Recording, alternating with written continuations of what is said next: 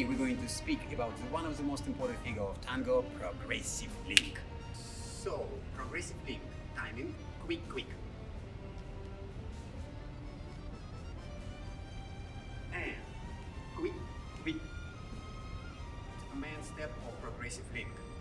Guys, we have a timing, quick, quick. We're staying in the normal close position and we are taking first step on the left foot in the contra body movement position. It means left and right foot staying on the same track. I'm taking step on the left foot and my right side leads me. Then on the count 2, I'm making turn and moving into promenade position. Quick. Lady step.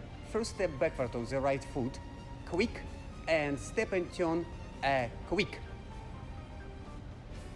And now we're going to do progressive link with the quick, quick timing together. First of all, we have to get in the proper position of tango. Second point, guys, we are taking step across. Men taking step on the left foot and left and right foot staying on the same track. Same for ladies, lady taking step backward on the right. We are creating twist in our center.